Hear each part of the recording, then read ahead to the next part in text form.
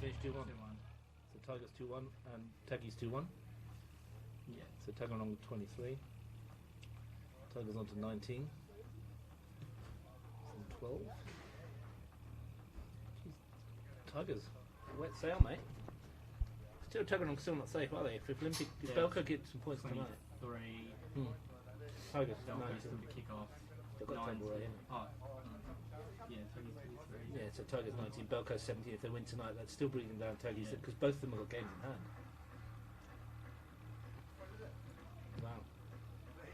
Big Belco and points off 5 points off the pace. Big chance for Olympic to go back top today.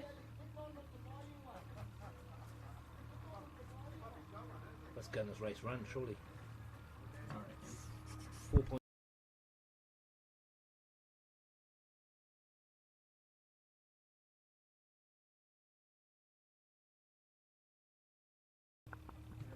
Really? Because I reckon Why appeal the rule book says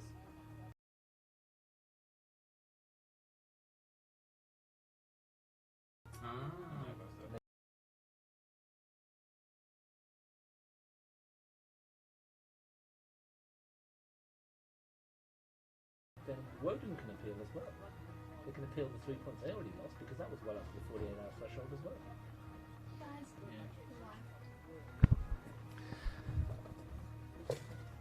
Good evening and welcome to the Solar Mad Stadium here in Griffith for live men's Premier League football between the Riverina Rhinos and Canberra Olympic. I'm Russ Gibbs, your commentator for this evening. Joining me is Liam Warren from the local area news. Liam, looking forward to this game this evening. Thanks for joining us. No worries. Thanks for inviting me up here, Russ, and thanks for coming to Griffith. Should be a pretty good game. Rhinos need to sort of pick up a win to stay in the race, and yeah, Olympic could go back top with some results that have happened today. They certainly could, because we've had 2 results in from the men's MPL earlier this afternoon.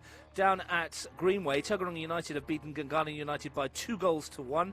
And the big result down at Nijong has seen Tigers FC defeat Canberra FC 2-1 as well, which means that Canberra Olympic are now a point behind Canberra FC, having both played the same amount of games. Tuggeranong move on to 23 points from 14 games. Tigers up into 4th, 19 points from 12 games. And a huge match for Belconnen United kicking off in half an hour against Monero Panthers. If they win that, they'll go to 20, and we'll have a race really between Tuggeranong, Belconnen and Tigers for that 4th spot. Yeah, it's heating up really nicely this season. It's been really close for the top 5 positions, so it's going good. Talking about heating up nicely, it's nice to be in a box for once this week. We've got a lovely little sort of, what do you describe it as, a corrugated iron porter cabin here down at Griffith, but it's right on the halfway line and it's enclosed, so it makes a difference. It's nice and warm, actually. Yeah, it'd make a nice difference to you boys from Canberra to not be out in the wind for a change and not in the back of a ute like you were last week. That's it. We brought our coats and gloves and everything, but we don't actually need them because we're nicely indoors here. We're going to have a look at the two teams in a moment, but I want to just talk a little bit about Riverina. Liam, you've seen a lot of them this season. They've got some great players in this squad as well, struggling for numbers a little bit, being, having to pull their players from this local area. And you're telling me as well, off air, that a lot of these boys back up and play on Sundays as well. Yeah, no, a fair percentage of them play for the local Ugali SC team, who are going pretty well in the local comp. They're undefeated this season. So I guess the link-up play between those guys will be pretty noticeable tonight, since they've been playing together all season at local club level as well. Pretty interested in the story of Artur Rattel, the midfielder here, who's had some Champions League and Europa League experience. He told me when I talked to him before, he played for SC Tallinn and FC Levadia in the Champions League qualifiers and in the Europa League as well. So big game experience for him. We've seen him earlier in the season. When he's on fire, he certainly makes his team tick, doesn't he? He sure does. He's pretty much the engine room in the midfield, and he's been coined by the Rhinos manager, Mark Johnson, as the Estonian Messi. It's a big call, isn't it? It is, but Mark's known to make some fairly outlandish statements, so I guess that's just another one for the books.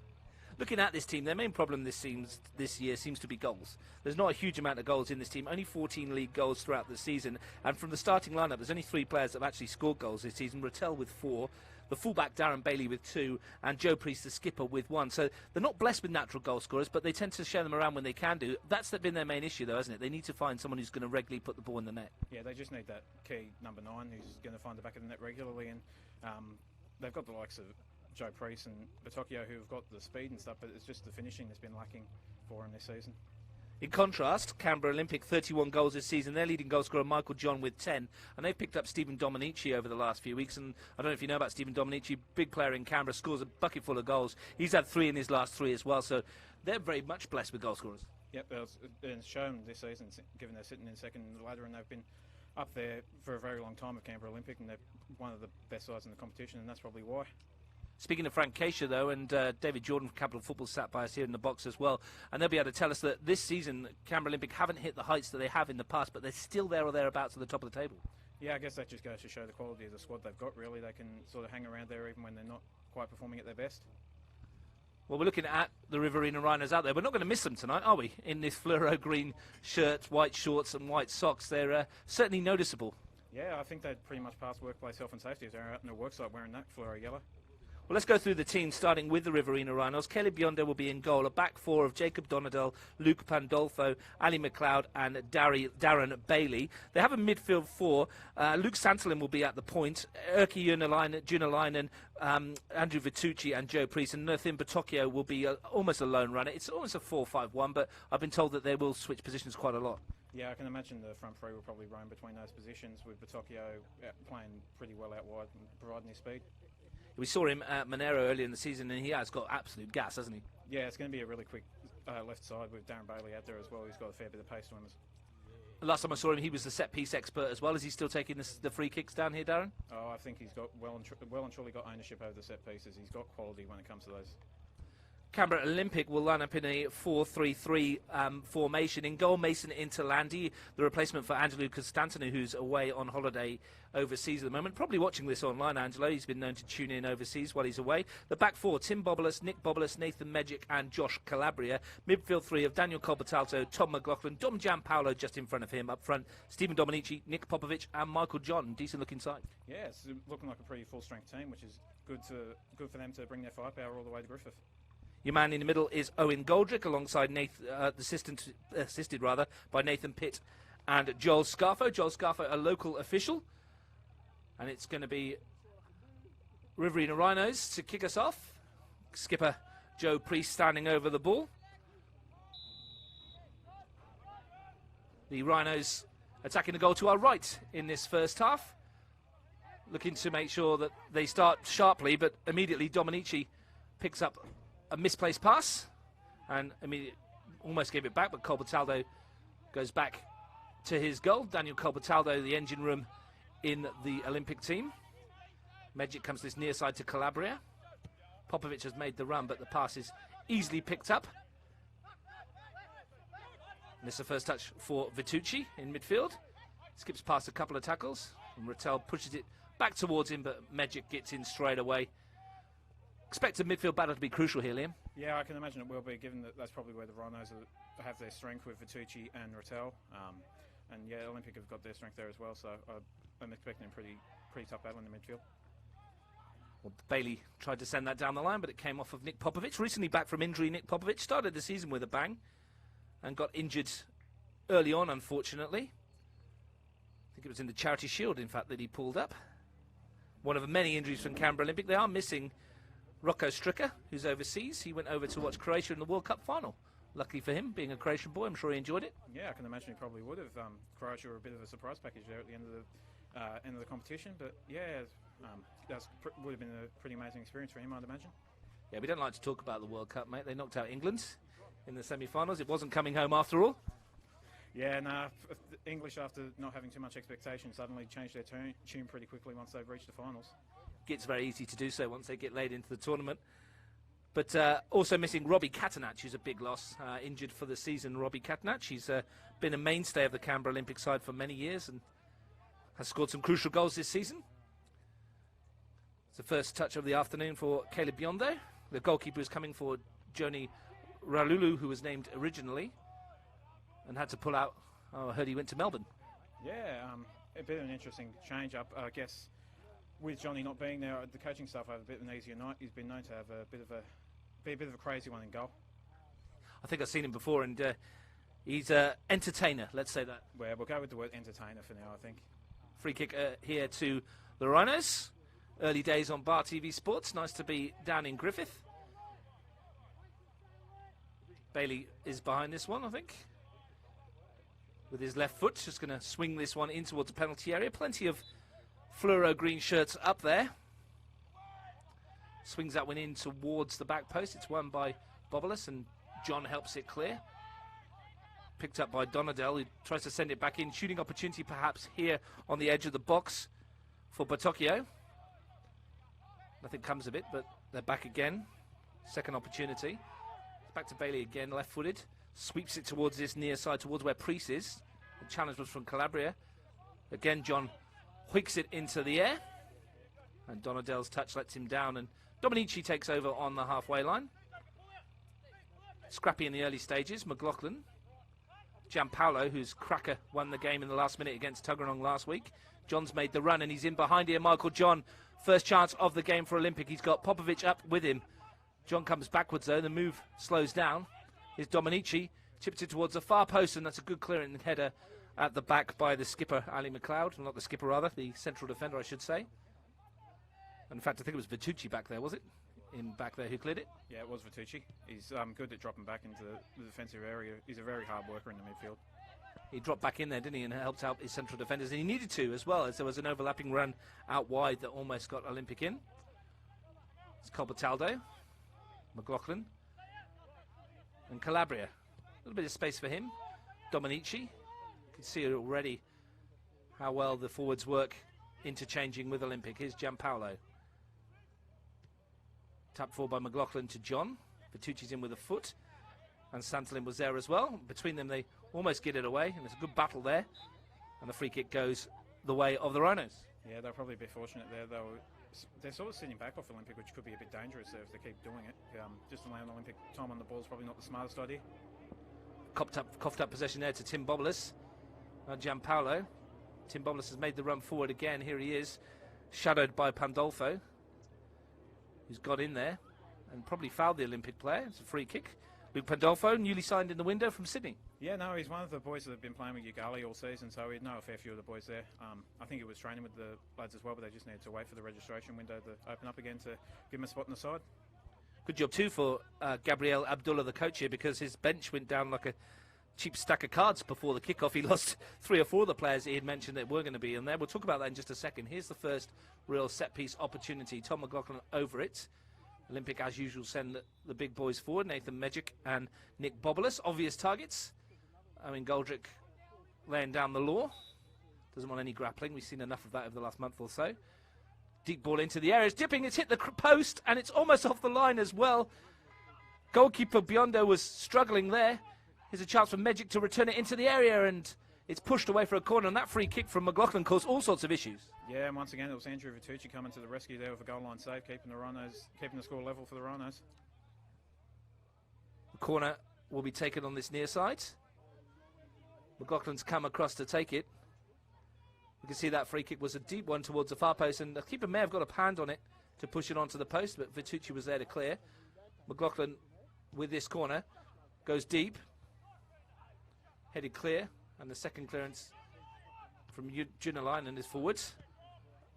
That's prodded towards Batocchio, and we know he's got some pace. John's back, the last man there to defend, and you can see there he was just getting in his stride there, Nathan Batocchio. Yeah, I think that'll probably be the game plan, just to leave him off at defensive corners, just so they've got that speed that they can unleash on the counter.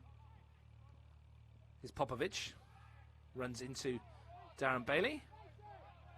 Uncompromising piece of defending there from Bailey. He's had a good season there from fullback. Yeah, no, he's probably been one of the standouts for the Rhinos, which probably doesn't come too much of a surprise given his work rate. He will work for the full 90 minutes if he stays on. Pretty even in the early stages. Olympic having hit the post. Priest, who's playing a lot further forward than we saw him earlier in the season. Wins the ball well and finds Junalainen. Santalin feeds it to Vitucci.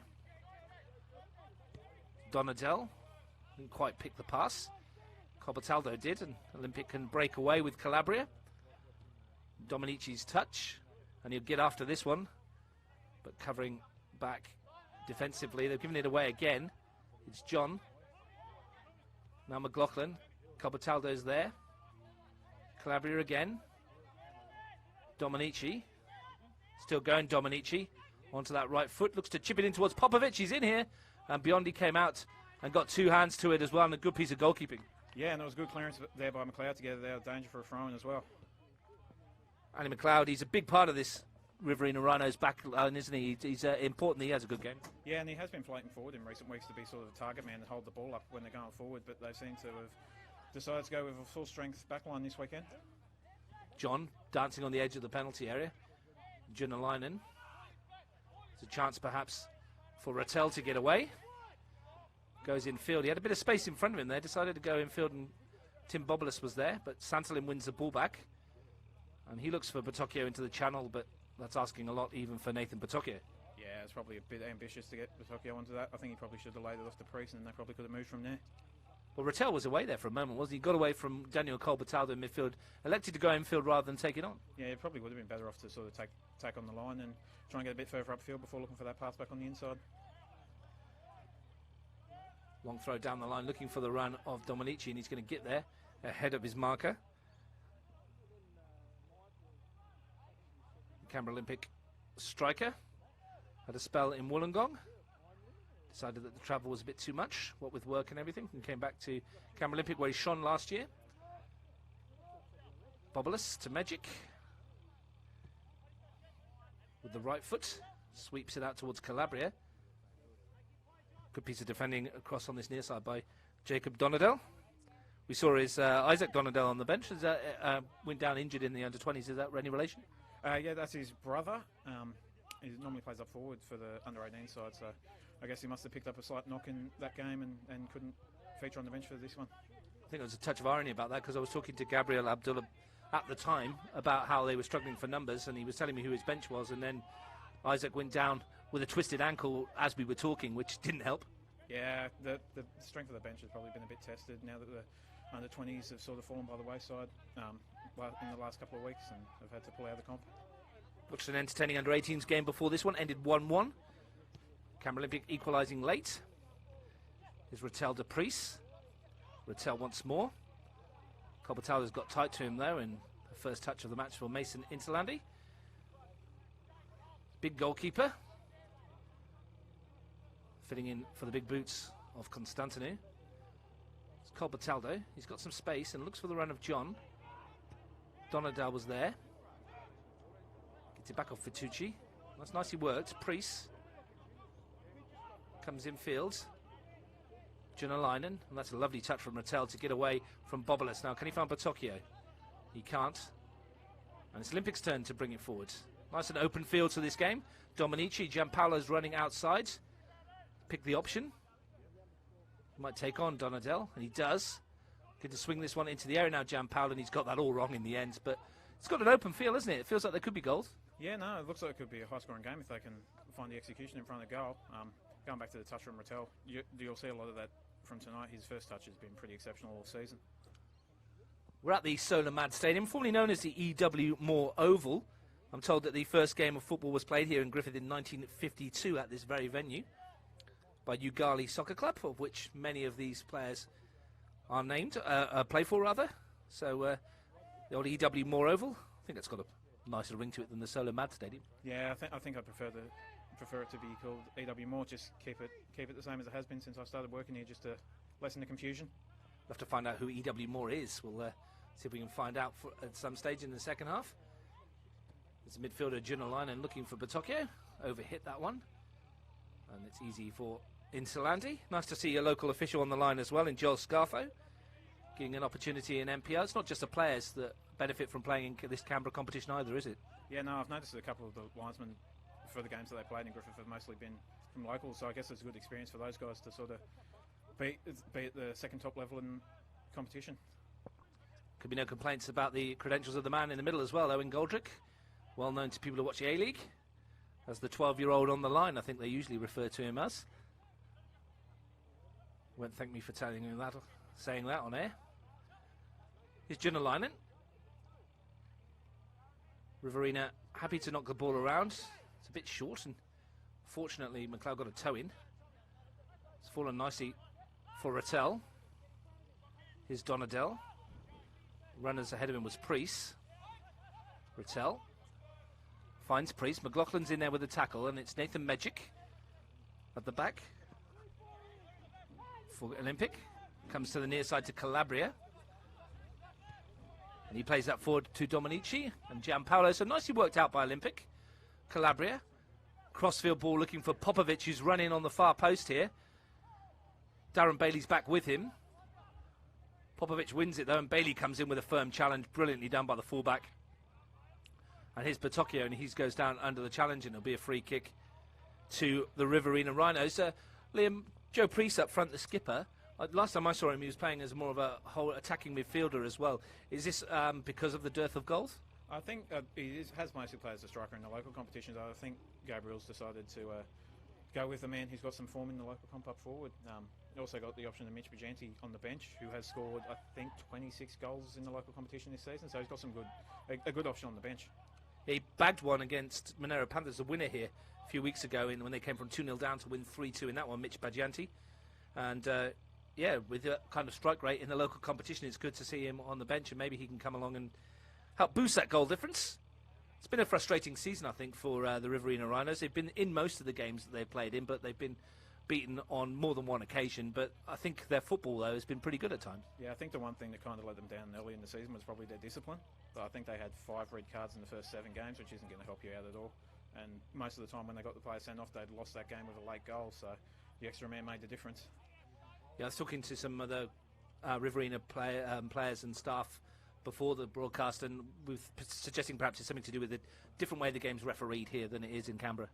Yeah, the local officials probably let a bit more go than they do in Canberra, and I guess that's sort of a difference that you got to get used to if you're going to play at this level. That's it. It's like playing it all around the world. Ball into the penalty area. You've got to take charge of what's happening. Here's Gianpaolo, bobbing and weaving, looking to get away from his marker. 2 shirts in there to win the ball back from him, though, and that's well done. And Priest a bit deeper this time. Finds Batocchio. Santolin's touch to Vitucci. Lot goes through Andrew Vitucci. Priest. This little chip ball forward is Rattel. Unfortunately, just treads on it at the moment he needed a bit more control, but that's much better. Spin on in possession and finds Vitucci, and it's wide from Santolin. It's good to see that Rhino's trying to play some football as Bailey sends it over the top. Opportunity here for Priest. He's got in behind Calabria. Is this the first chance for the Rhinos? Priest lifts it towards the far post. He's asking a lot from Junalainen, and he's lost out to Tim Bobolis. Weren't many numbers forward there in support. Yeah, no, I'm surprised Darren Bailey didn't push up slightly further, but I guess they're wary of Canberra Olympic hitting them on the counter. Yeah, if there's one thing Olympic have got, it's lightning pace in that front 3 in John, Popovic and Dominici. And that's probably why. Santolin sitting in the holding role in front of the back 4, getting lots of possession early on, as you'd expect from someone in that position. Vitucci let it run to Priest. It's come off Goldrick and bounced nicely for Gianpaolo. Referee will be hoping nothing comes of this. Here's Dominici. Racing forward, Stephen Dominici with a drive. It's bouncing goalwards, and Caleb Biondi was flat-footed for a moment, but it bounced harmlessly wide. Yeah, no, Caleb looked like he was in a bit of trouble there for a minute, but it went wide, thankfully for him. Went on the pitch earlier on. It's not a bad surface here, is it? It's a little bit bobbly in parts, but it's much better than some of the other surfaces I've seen around town. Yeah, no, the game you were at for Monaro and the Riverina wasn't much good, and for a ground that features rugby league on it every other weekend, it does hold up pretty well. Has there been much rain down here during the week as well? There was a little bit on Friday morning, but not really apart from that, I don't think. It's a lovely setup here. You can see a little stand on the far side. Benches on this near side just out of shot. There's Vitucci.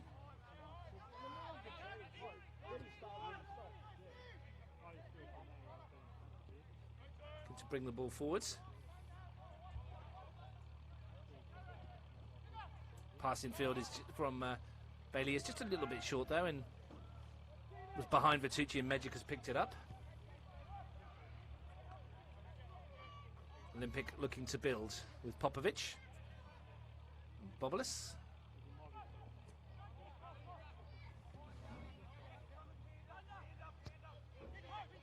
Gianpaolo turning. Bailey will be in to win the ball. And Santalin can bring it forward.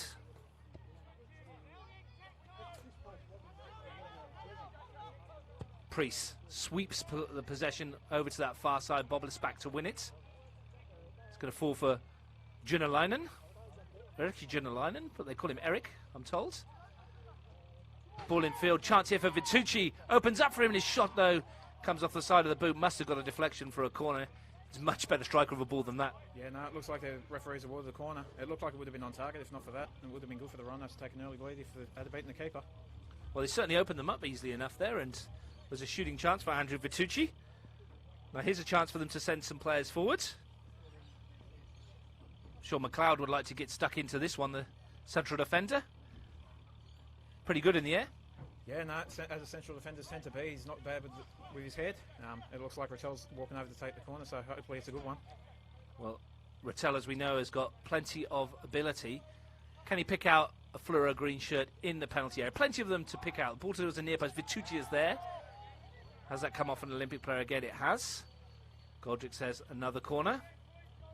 Went for the near post to Vitucci there. Didn't quite come off. No, but it wasn't too far away. Vitucci was probably just a bit behind it, and if not, it might have been able to get in at the near post. Encouraging signs for the Rhinos. So the floodlights are on here. Might just be able to hear the generator of the one behind the goal there. Thundering around. It's a nice little mobile floodlight. Adds a bit to the ground. Rattel goes deeper this time. It's a good ball too, but it's headed straight up in the air by Magic. Vitucci wins it. Junalainen has jumped a bit too early, but it'll come straight back. If Rattel can keep this one in, he can. Steps inside Michael John. Shows his strength as well as ability. Here's Vitucci. Edge of the area, but robbed by Colbertaldo, and the break is on here for the men in blue. Gianpaolo sweeps it wide towards Popovic. This is where Olympic are dangerous. Plenty of Rhino shirts back, though, and Bailey holds up Popovic. Looks to take him on for pace, and he's done him for pace. Popovic, great run this into the penalty. A sweeps it across towards Dominici. Falls for Gianpaolo. It's deflected. Half a chance here as a follow-up from Calabria. And I think Donadell blasted into Calabria's shins, and it's over the crossbar. Yeah, no, the Rhinos probably escaped with one there with a bit of penalty box pinball. Great ball in from Popovic, though, and if Darren Bailey didn't know he was in for an evening tonight, he certainly found out just then. Yeah, but I think he's got a fairly worthy matchup in Bailey. He will work for the full 90 minutes, and he's got a fair bit of speed, so we'll keep up with him for most of the night. It's going to be a great battle, that one. Yeah, it sure will be. Bit lucky there, I think, from Donadell driving the ball into the shins of Calabria. Could have gone anywhere. Fortunately for the Rhinos, it went well over the crossbar towards the canteen. Ball's played into midfield. Priest is there. Colbertaldo takes it off his toes. We were given some local lamb, I think it was lamb salami or something from the canteen earlier. I didn't get any because Dave Jordan ate it all. Yeah, I can imagine you probably would have gotten treated nicely by the girls down there. They do a great job on the weekend. Certainly looked after Dave. By the time I got there, it was all gone. Ball out wide. Tim Bobolis has made the run. Across, defending well. I think that's Pandolfo, yeah. He's got in there. He's conceded the corner, but he's done well to concede that corner. Held up the Olympic striker for as long as he can. Josh Calabria is jogging across out of your shot here to get some instructions from Frank Keisha, who's probably not too impressed with what he's seen so far early on. Live on Bar TV Sports, NPL football coming to you from Griffith on a Saturday night. Riverina Rhinos 0, Canberra Olympic 0. Two big results earlier today while we wait for the ball to come back from the main road. It's finished Tigers FC 2, Canberra FC 1, Tuggeranong 2, Gungahlin 1. We'll try and keep you up to date with what's happening at Belco Monero once they kick off at 5:30. Should be able to get some of those results in before you come, before we go off air this evening. McLaughlin, as usual, over this set piece. Cars adding to the floodlights there. Swung in towards the near post. Header comes in, it's wide of goal. It's a diving header on the near post, and it was half a chance, but I don't think Biondi was worried. No, I think he pretty much had the near post covered, so I think it would have been safe. So Caleb Biondo, the goalkeeper, what do you know about him? He's usually obviously not the number one here, but he stepped into the breach. Yeah, no, he's another one of the players that plays for Ugali FC.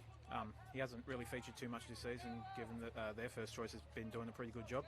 But I think he does normally feature in the under-18s, but since he was starting today, he probably handed the gloves over to his replacement. Flicked on by Priest, but Tokyo's off at the races, and coming across was Nick Bobolas to clear for the throw, and it's an obvious threat, that one, for Batokyo to chase. We know he's got plenty of speed.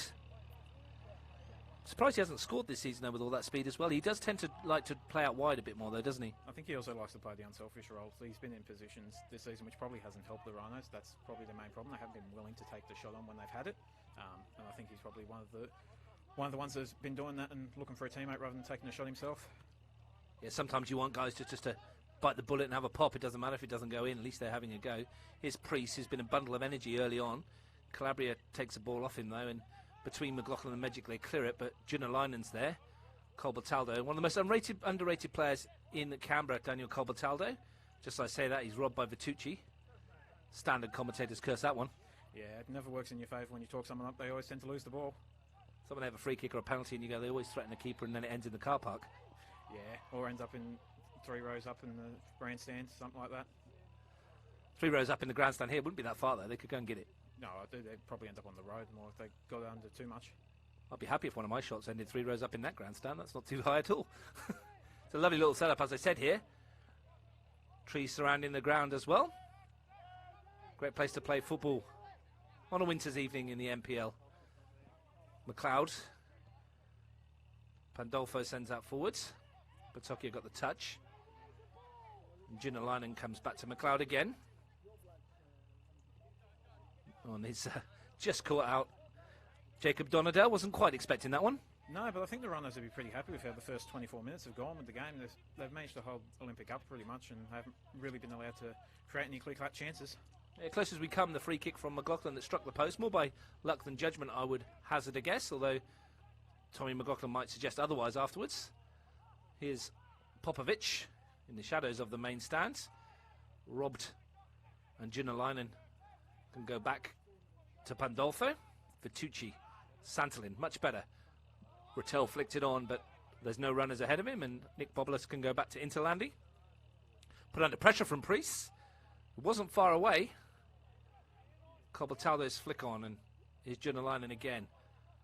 But Tokyo, he'll get it back from Rattel. Chance for him to swing this one into the penalty area. Opportunity perhaps if he pulls one in, and Rattel was there, and that's a cracking piece of defending by Magic to beat him to it. Good ball in.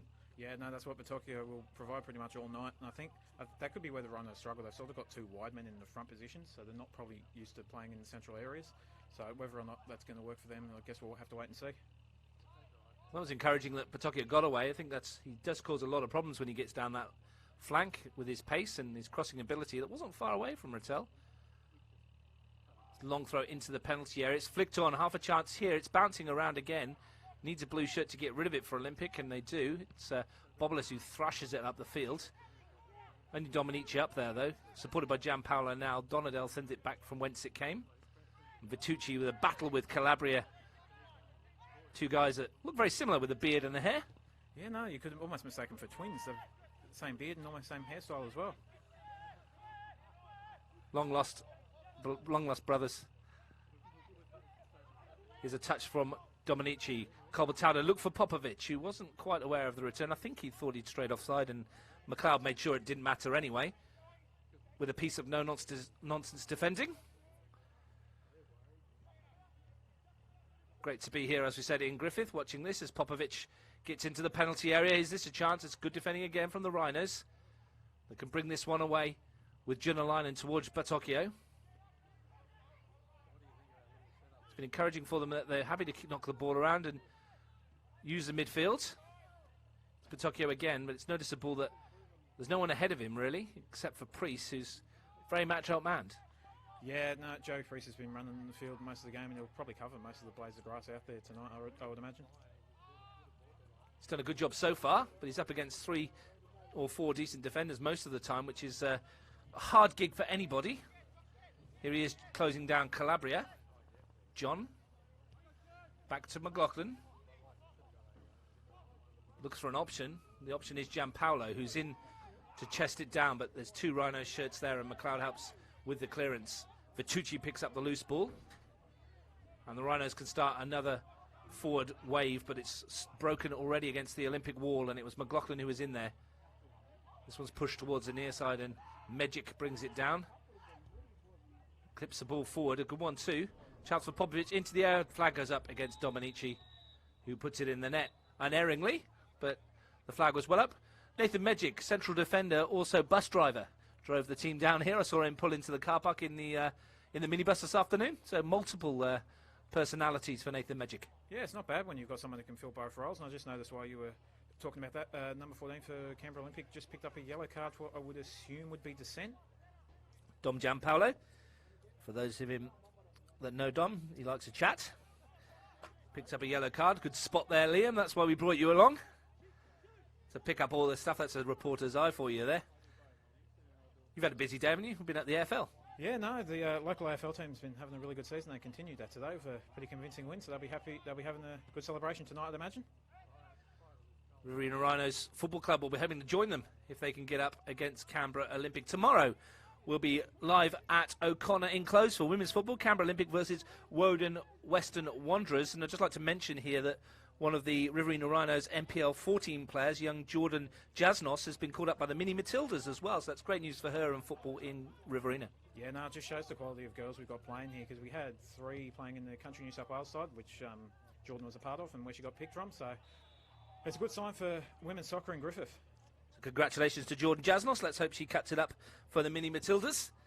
Let's hope it's the first of a long career for her, stepping up towards the seniors Matildas team as well. Yeah, no, we've had a couple of young Matildas come through here. We've got Eliza Amendolia, who played for Western Sydney Wanderers in W League as well. So it's clearly a breeding ground for young women footballers. We're hoping it'll be a breeding ground for young male footballers should the Canberra for A-League bid get across the line. The Canberra and Region A-League bid is one of number that are on the shortlist at the moment, and the boys are doing as much as they can to try and get everybody behind that. If you can sign up and pledge your support as well, we'd be more than happy to have you. Be great for football in Canberra and the surrounding region should that come around, and the Riverina Rhinos are a real part of that region as well. Yeah, no, it'd be great for Canberra to get an A-League side, just to so that areas such as Griffith have sort of a shorter travel to go and watch an A-League game if they wanted to, and maybe even have the opportunity to have more pre-season games in Griffith. I'm sure there'll be plenty of young Griffith footballers as well be eyeing that off, thinking there's an opportunity for me as well to be able to play in the A-League for a team that would be their local side, even though it is a 4-hour trip away. The Riverina very much part of the Capital Football and NPL family. Yeah, no, and I think they're really grateful that they've sort of been greeted in with open arms in the last couple of years. They've sort of been taking the opportunity full on, and they've really shown that they've grown this season. They've put together a really good couple of results. They're chasing through here, looking for the run of Rattel, but Interlandi came out, sitting in 8th on the ladder at the moment. The Rhinos, due to a couple of administrative calls that have cost them some points. Here's a chance for Olympic, though, who are looking to go top of the table should they win today after Canberra FC's loss to a resurgent Tigers down in Nijong. At the moment, they would be pulling level, but they would be behind on goal difference because it's 0-0. Enjoying it, though. It's been fairly open. Not as many chances as we'd hope, but that will come, I'm sure. Rattel goes down. No free kick this time, says Goldrick. towards Popovic. Lovely little flick to find Bobolas, and his ball in towards Gianpaolo. Here's Dom Gianpaolo. Brilliantly saved by Biondo. He came out to deny the forward, who looked likely to give Olympic the lead. Super piece of goalkeeping by the youngster in the nets. That's out wide. Bailey looks to send that forward. Across there is Santolin, and the ball's out for a throw, but lovely move by Olympic and a great save from Biondo. Yeah, no, it was very brave of the youngster to come out and shut down the shot from Gianpaolo. It was a great effort, a great through ball from out wide as well to sort of find him in the box open as well. Scored an incredible goal last week, Dom Gianpaolo, to win it in the 90th minute against Tuggeranong, a volley from well outside the area. Something that he's more than capable of, though. We've seen it down the years, Dom Gianpaolo. When he's on, and he's tough to play against. Here come the Rhinos again. Vitucci. Donadell. Well, they all stand there looking for it, and Colbertado's the only one that picks it up. Gianpaolo to Popovic. When he's overhit that one, it'll be out for a throw on the far side. Both the Rhinos and the Olympic, of course, looking for maximum points. Vitucci. Bobolas was there, but it's another midfield battle, and here's McLaughlin. Gianpaolo just runs away from the defender. He's got runners left and right of him. Still going, Gianpaolo. Tries to prod it to this near side, and defensively that's a good effort from Donadell to get in the way. Priest, have they got something on the break? Rattel. Tip towards Batocchio. Beaten to it by Magic. Now Colbertaldo, and he's put Dominici in. The flag stays down. Stephen Dominici lobs it over Biondo and onto the roof of the net. The closest they've come since McLaughlin hit the post. Opportunity that for Dominici, and for a bloke of his quality, he'll be disappointed. Yeah, and I think the runner's probably got to go over one. Biondo got caught in no man's land there outside his box, so he couldn't handle the ball. So if the ball had gotten over him, probably would have found its way into the back of the net. Just got too much on it there, Stephen Dominici. And the ball lands on the top of the net. Half a chance for Olympic goes begging. But another warning for the Rhinos that they've got plenty of quality. And here he is again, Stephen Dominici. This time he slots it goalwards. The keeper's fumbled it. Popovic is in there. It's loose. Still going. Still Popovic. The flag goes up. And it'll be a free kick. Caleb Biondo again doing exceptionally well. Not once, not twice, but 3 times to deny Nicholas Popovic. Yeah, 3 times off his prone on the goal. So it's in goal. He's doing a great job in the last couple of minutes to keep Olympic out of the back of the net. But twice in 30 seconds, Stephen Dominici getting in behind the defence, and that's got to be worrying for Gabriel Abdullah. Yeah, I think McLeod's going to have to get a bit tighter on him. He's getting a bit 3 in the box, and that's going to cause some problems if that keeps happening. He drifts into those channels in between the centre-back and the full-back to good effect, and he's livid with himself that he's not put his team at least 1-0 up. Didn't catch that shot at all. Dominici was more akin to a back pass than a shot. That's a towering header from Magic. Drops for Batocchio. Stumbles under the challenge of Bobolas, wins himself a free kick. Chance for the Rhinos to take a breath and push some players into an attacking position. I'll be shocked if anyone but Bailey is standing over this. Clips it in towards Vitucci. Might drop for Priest on the edge of the area. McLaughlin makes sure he doesn't have a free header. Runner skipper does pick it up and poke it wide, but there's no one there except for Tim Bobolas, who lets it run for the throw. Yeah, again, there's probably a chance for Bailey to maybe push up into a bit more of a winger position, but he sort of stay back in his left back role. You think they might chance their arm a bit more in the second half in that role, but as you see, you mentioned it earlier that the pace of them on the break, and we've seen it there with Dominici a couple of times, it's a dangerous game to play. Yeah, no, they probably want to be as careful as possible coming up against Olympic. I think a point would be a good result for Rhinos coming out of this game. Well, at the moment, they're very much in it.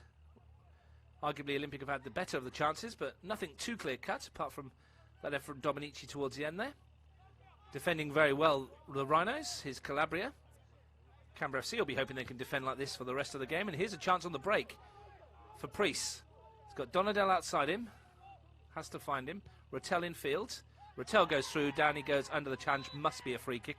Nick Bobolas just sucked in there by the touch from Rattel. Yeah, no, it's another good touch from Rattel to sort of draw the foul. That's what he's good at. His first touch has always been really good this season, so I'm not too surprised that that's happened once again. And a set-piece opportunity for the Rhinos. Opportunity for them to maybe throw some more bodies into the box. McLeod is jogging forwards. Vitucci will take. Junalina is just on the edge of the box as well. Priest picks himself up and wanders forward as well. And here's a chance for Vitucci to swing this one in towards the far post as the sun sets here in Griffith. An opportunity for them to swing this into the penalty area. 8 shirts ahead of the midfielder. Only 2 in the wall for Olympic. Looks a bit gloomy out the window, but Vitucci swings that one in. Well, one in the air at the back by Bobolis. John clears it with the scissor kick as far as Popovic. He's allowed to turn and spread it to this near side for Gianpaolo. Now here's a chance.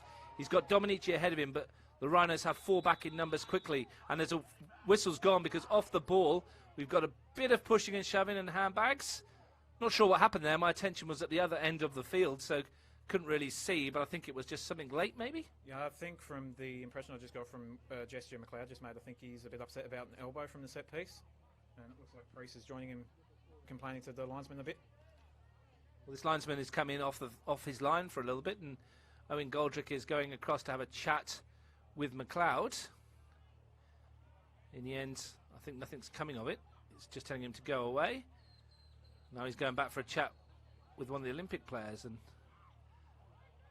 now he's going to chat with the assistant referee. This is all a bit serious. Yeah, it's gotten a bit confused out there in the last couple of minutes. I think they're going to have a chat to see if the linesman saw anything.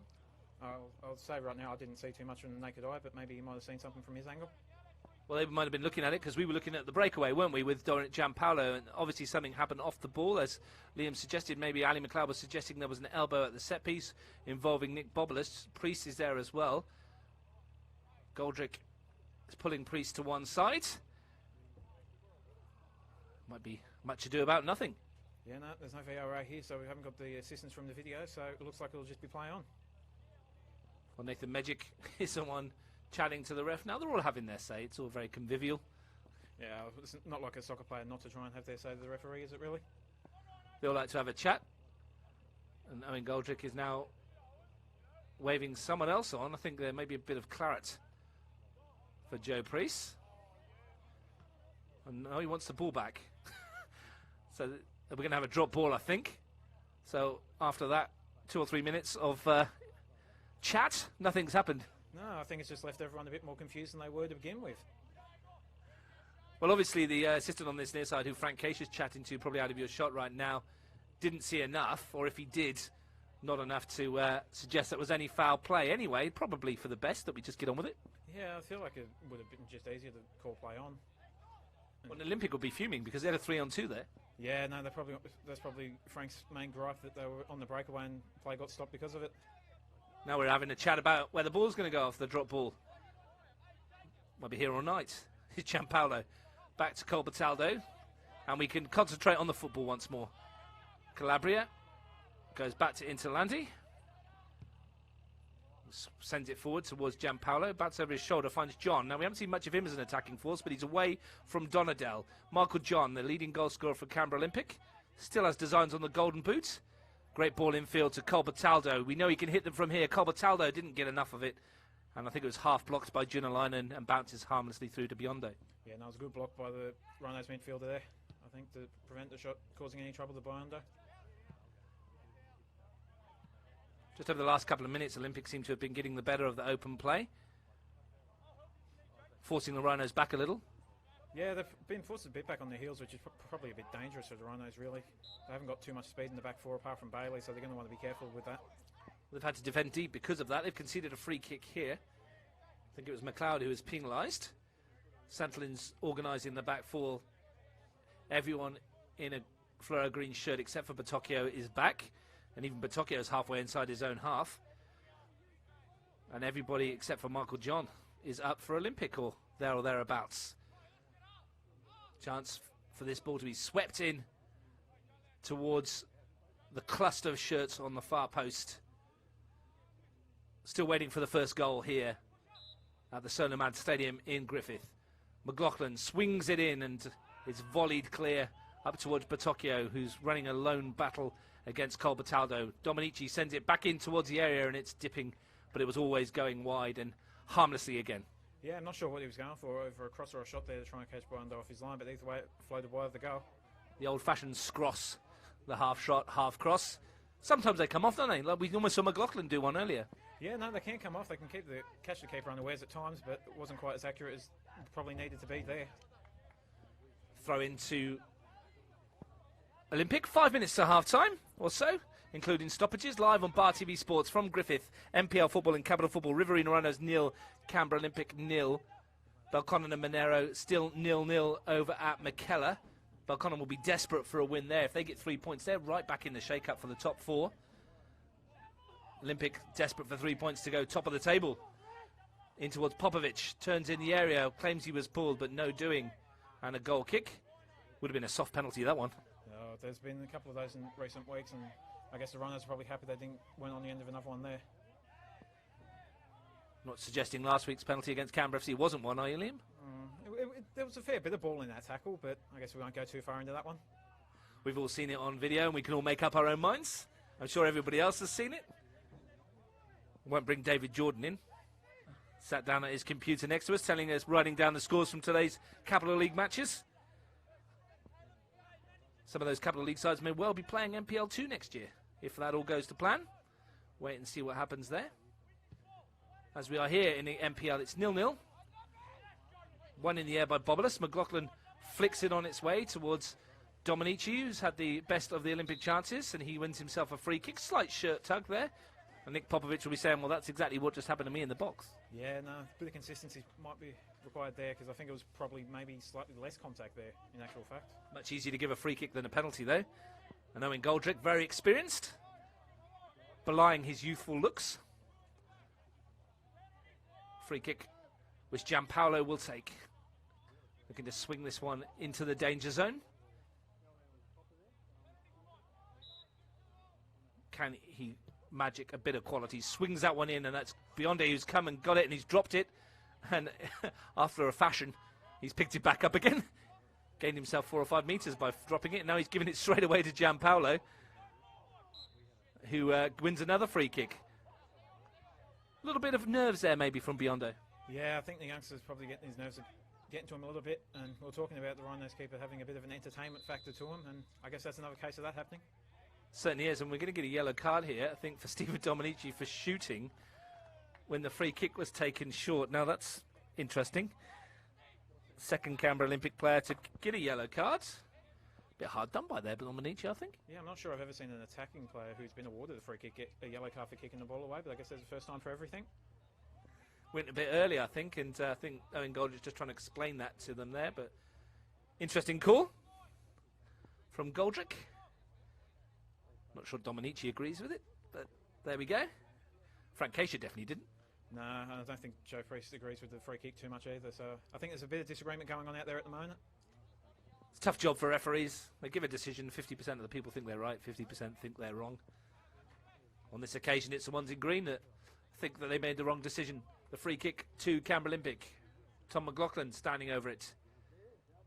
So numerous opportunities to pick a good cross.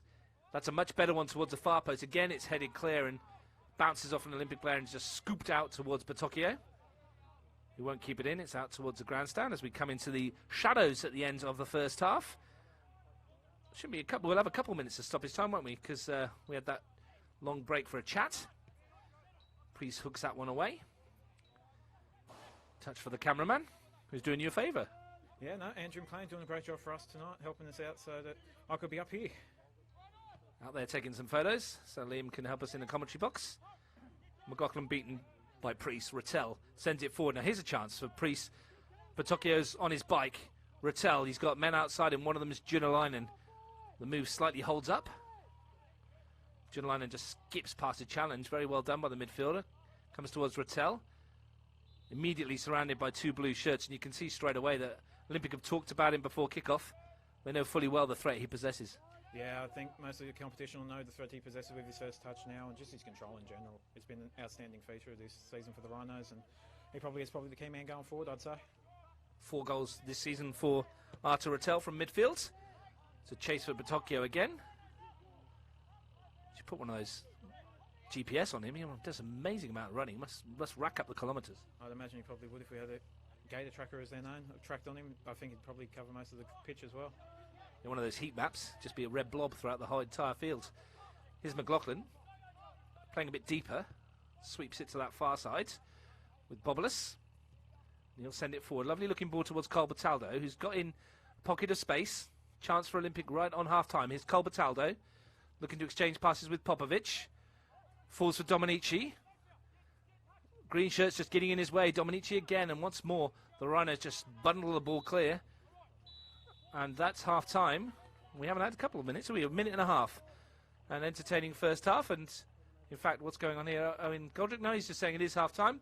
And Liam 0-0 at the break, but both teams having half chances. Olympic, you'd say, probably created the better chances, but not a lot in it to suggest that 0-0 isn't a fair reflection. No, I think both sides have had pretty good spells in the game, and I think the Rhinos will be pretty happy to go in 0-0 at half-time.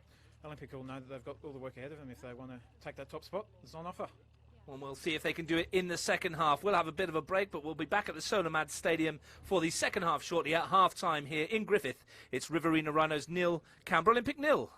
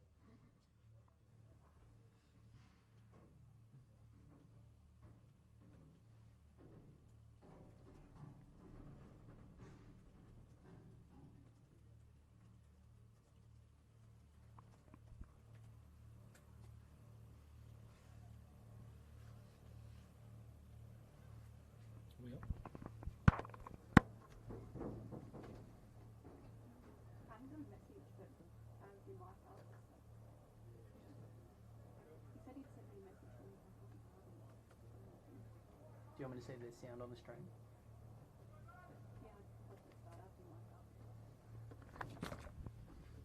Welcome back to the Solar Mad Stadium here in Griffith for the second half of the live NPL football brought to you by Bar TV Sports. Riverina Rhinos and Canberra Olympic in the blue shirts got us underway in the second half. Attacking the goal to our right, I'm Russ Gibbs, your commentator. As the first half, Liam Warren is with me from Area News, and as Olympic chases the first ball forward, Liam, we're expecting much of the same in the second half, but hopefully with a few more goals. I'll bring you in just 1 second, just in case this run comes to nothing. McLaughlin picks the ball up in midfield, just stabs it forward, exchanges passes with Dominici, and Rhinos clears. Looking forward to the second half. Yeah, no, it should be a good one. Olympic, have created probably the better chances towards the end of the first half, and we'll be looking to build on that, and the Rhinos will probably be looking to keep them out and pick up what would be a pretty big point for them.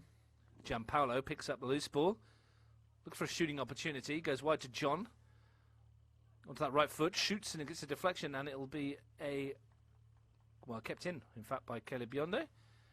Just to let you know, the other games earlier on this afternoon, we heard that Tigers FC beat Canberra FC 2-1, goals from Nicholas Vijafanye and Jeremias Ibarra. A late goal from Michael Mentor for Canberra FC, who had Ryan Keir sent off. Big win for Tigers FC in the race for the top four. Here's Junalainen, looking to take on Bobolis. Clipped forward by Bailey. Rattel can't get it, and McLaughlin picks up the loose ball. Sends it forward to Popovic. Dominici in behind. Miscontrols. The other game this afternoon, Tuggeranong United 2, Gungahlin United 1. Goals from Shane Murray and Reagan Walsh gave Tuggeranong a 2-0 lead. Matt King's own goal put Gungahlin right back in it, and they had a chance to equalise in the last minute, but Zachary Barbatano's penalty was saved by Rory Larkin. And that's a big win for Tuggeranong in their chase to the top four as well. And we're hearing at McKellar, huge goal there as well. Belconnen 1, Monero Panthers 0. Daniel Barach in the 28th minute for Belconnen. Puts them into the top four as we speak as well, above the Tigers. So it's all holding up, Liam. Yeah, no, it's been a really good season in the NPL so far. You can just tell by how close the top four positions are that the competition's been right up there this season, which is really good. And every goal sends a twist or turn towards the end of the season. Here's Popovic looking to get in behind here. This would be a big one for Canberra Olympic. Popovic fires it behind, and it's a goal kick. Once again, though, Olympic's best route to goal seems to be in between the centre-back and the full-back and getting those quick, rapid players into space. Yeah, Luke Pandolfo did a good job covering him off, though, and not really allowing him too much space in the box. So it was a good job by the Rhino central defender. He just eased him away from goal and made it harder for the centre-forward to get the shot away. Luke Pandolfo, who alongside Ali McLeod has been at the heart of this Rhinos defence. An effort which has frustrated Olympic so far. Santolin beaten in the air by Bobolis. Should be a Rhinos ball. And a chance for Bailey to throw this into midfield to Junalainen. Asked a fair bit there of Pandolfo, but he did well to find Vitucci, and it's back with McLeod. The right full-back Donadell. Looking to skip away from a challenge. They've lost out here. And here come Olympic. But stepping on it was Popovic. Looks for Bobolis. Well, he's chipped it towards goal, and that's always going to go over. Got that one badly wrong. So a little bit of a change in formation here, I think, and Donadell's moved further forward. Yeah, it looks like he's playing more of a wing-back sort of a role now. Maybe even a bit more in the midfield. Which is an interesting move from the Rhinos, I guess, to try and get a bit more attacking pressure. Well, he's pushed up a little bit, I think, to try and get some help to maybe Batocchio, who's been running a lone furrow up the front there. He's dropped back into the fullback position now. Interlandi chips that one forwards. Colbertaldo wins the header. Bobolis chips it out. That's a Rhinos ball. The longer this goes without a goal, the more the Rhinos will feel they can get something out of it, which would be a bit of a surprise. It's a good midfield tussle in there. 4 players going for the ball. It's McLaughlin who comes away with it. Vitucci snapping at his heels. Junalainen involved as well. McLaughlin still going. And in the end does well to find Michael John. Donadell in front of him. McLaughlin clips it forwards. Nice piece of defending by Jacob Donadell, and Vitucci shows his strength in the middle of the park, and then uncharacteristically gives it away to Dominici. Tim Bobolis. He gives it away as well. Now here's a chance for Bailey to stretch his legs. Just held up by Bobolus, but he's still going, Darren Bailey. Looking to get forward, and Tim Bobolus comes across, and a good tackle as well. Two fullbacks really giving it a go. Yeah, nothing will encapsulate Darren Bailey better tonight than that run right there. He never gave up on that ball. Here's Rattel. Looks to be the best chance of the Rhinos creating something, as we thought he might be. Batocchio in midfield to Rattel. Back towards Batocchio. Crossing opportunity for the winger. Declines to take it, instead cuts backwards. Does this time, swings it in. Opportunity here for Vitucci was running in. It's come out for Junalainen. Magic is there, though, to take it off the midfielder and come away. But once again, Batocchio showing what he's got quality-wise in terms of crossing ability when he gets wide. Here's Popovic looking to send John into a similar channel at the other end. Michael John running at the defence. Fires one goalwards, and Biondo always behind it. Yeah, no, the game's opened up so far early in the second half. Chances at both ends in quick succession. So it's a good sign going forward. But with Rattel pulling the strings and Batocchio crossing the ball, they just need someone in the middle to get on the end of it, don't they? That's been their problem all season, really finding that one man to put it into the back of the net. Maybe it's a chance for Mitch Badjanti on the bench, or maybe even young Jordan Sartor, who's been named amongst the substitutes. Cody Pete and Sam Scarfoni, the other outfield substitutes for the Rhinos. Lachlan Curran, the substitute goalkeeper. Canberra Olympic might be looking at their bench as well. They brought down Sam Smith, Michael Reeve, Ollie Vidica, and young Torrance Blanche, a forward who's actually from Griffith as well. Oh, he's made a trip back home. I guess he probably wouldn't have been expecting to do that too many years ago. I'm told by Paul Fisher sat next to me that Torrance is a former Ugali Soccer Club boy, so he'd be more than acquainted with the arena around here and just down the road. Here's Bobolus looking to send the ball into the air, and he's got the better of Bailey on this occasion, and it's a goal kick. Riverina Rhinos with a lot of youngsters on their bench. The bench I had originally has been decimated before kickoff, as we mentioned, and it's been a difficult problem for the Rhinos, hasn't it, throughout the season? Yeah, getting the same team on the park's been a bit of a problem for him, just with suspensions and injuries and that sort of thing. But the last couple of weeks, the starting 11 hasn't changed too much, and I guess that sort of shows in their performances. They beat Monero Panthers 3-2 here after beating Gungahlin 1-0 up at Gungahlin enclosed. They did fall in their last game to Canberra FC here 3-0, but against a team that's led by the leading goal scorer, Thomas James, who got a hat-trick on that occasion. Here comes Priest, looking to try and create something for the Rhinos. He's got it back again. Rattel, spin on the ball, finds Junalainen. Bailey's made the overlapping run from left fullback and swings it into the penalty area, met and cleared by Magic. Picked up in midfield by Dominici, who'll get it back again off McLaughlin. Olympic looking for the breakthrough, as are the Rhinos. It's got anyone's guess as to which way this one's going at the moment. It's a free kick here.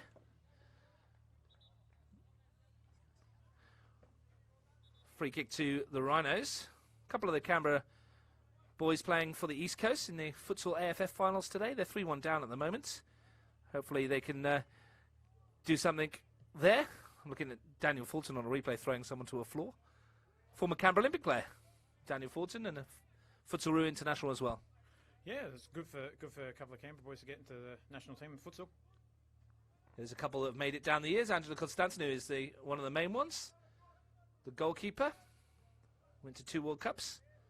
Canberra's a fine tradition of futsal players down the years, all going to national championships, world championships, and representing their country. Michael Reeve, one of them, who's very good at futsal, sitting on the bench today. We might see him in a moment for Canberra Olympic, as John is denied. He's got the quality on the left-hand side. Michael Reeve is a winger to maybe break open this defence. Yeah, he'd have a pretty tough opposition, though, out on that side of the field with the defence that the Rhinos have got out there, so it'd be a pretty good battle. Well, so far, everything they've thrown at them has been repelled. Looking for a breakthrough that may put them top of the NPL this evening. The ball chipped towards the far post. Bobolus arriving, real chance here, but he's mistimed their header, and that was an opportunity gone begging. Tim Bobolus ghosted in on the far post, didn't get any power behind the header, and it was easy for Biondo. Yeah, I think two of the Olympic players kind of got in each other's way and put each other off there at the end of it, and Biondo was able to make a pretty regulation save. Here they come again, though. Popovic making the run. He's got in behind, looks for Bobolus. It's a slip at an unfortunate moment. Here's Dominici. Great block at the back there by, I think that was possibly McLeod getting in the way. Great job by the central defender. Olympic upping the tempo. Magic. First time we've really seen him as a force in the opposition half. Swings it in towards the near post. Chance here. Dominici spins well, gets a shot away. It's ricocheted. It's loose for Cole Bataldo, who comes in, goes down under the challenge, and it's a corner for Olympic. Yeah, the Rhinos' defence is scrambling really well in the last couple of minutes, and they've really needed to keep Olympic out. They're certainly being put under pressure, aren't they? And they've been tested by this Canberra Olympic team. Yeah, no, they're going. I think the central defensive pairing's working really well tonight, actually. Despite the fact they've gotten breached a couple of times, they've managed to work their way back into it and take the ball off them. Certainly protecting their young goalkeeper, who, when called upon, has done well. Caleb Biondi, he's going to have to be on his toes again to defend this corner. McLaughlin swings it in. It's a deeper one this time. Player goes down in the middle. Under the challenge, it's loose. Shot is deflected, and it's over for another corner. Someone went down in a heap in the middle. I think it may have been Dominici, claiming maybe he was grappled off the ball. No doing, says Owen Goldrick. It's going to take a lot more than that to award a penalty. Another corner for Canberra Olympic. You sense that they're edging towards a goal at the moment. Deep one towards a far post, and beaten in the air at the back was Calabria. It's Vitucci. The Rhinos got something on the break. Colbertaldo's foot forward. Nick Bobolas goes thumping into a challenge, and he's going to get a yellow card here. Looked a firm challenge, but definitely got the man before the ball and gets a yellow card. Yeah, it looks like it might have been studs into the lower shin, so probably lucky he only escaped with a yellow, really.